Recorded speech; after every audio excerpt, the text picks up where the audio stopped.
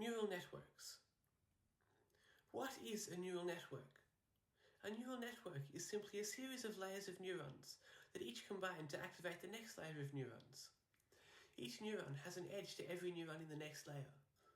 You simply sum the products of the activation of the neuron in the previous layer and the weight of its edge into the current neuron and pass that through the activation function to return the activation of the current neuron. I have a few definitions here for the explanation ahead. You can read these yourself. The timestamp will be on the screen now, so you can come back to this slide. For forward propagation, or calculating an output from a given input, the activation at a certain layer can be defined in terms of the activation of the previous layer and the edges at the current layer. In this manner, the output neurons are defined as a series of nested activation functions. How does it learn though? Let's build an XOR gate with a neural network from the ground up. We'll pass the training input 0, 1.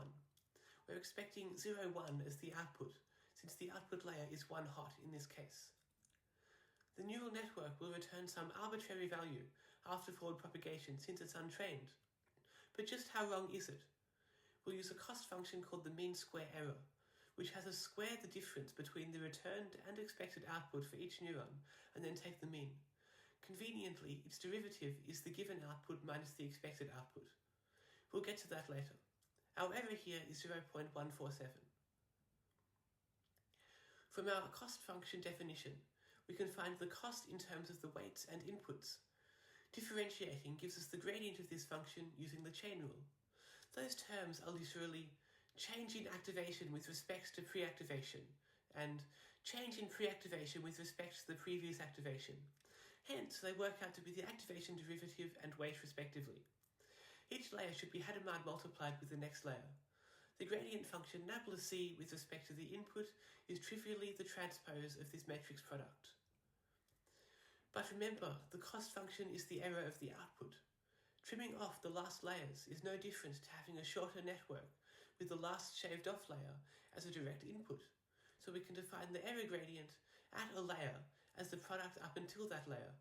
Now we have the error gradient recursively defined at each layer in terms of the layer after it.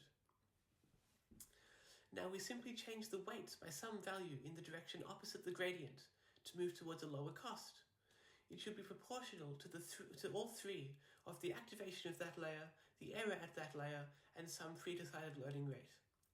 Then we update the weights through the matrix and run the whole process again on the next training data.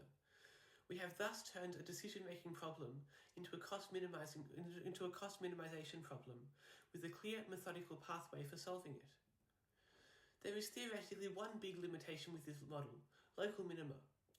If the gradient landscape has a large dip, gradient descent will get stuck in that dip as it never manages to explore outside, in cases where another algorithm like particle swarm or simulated annealing would.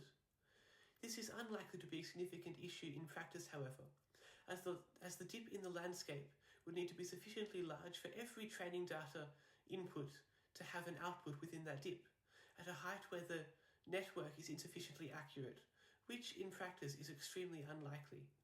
Even if one does exist for a few consecutive training data sets, it will quickly get broken out of once a new one comes. Underfitting causes a reduced accuracy level due to the output having either the learning rate far too high or training for too few iterations. This causes the neural network to be unable to sufficiently tighten itself, resulting in erroneous output.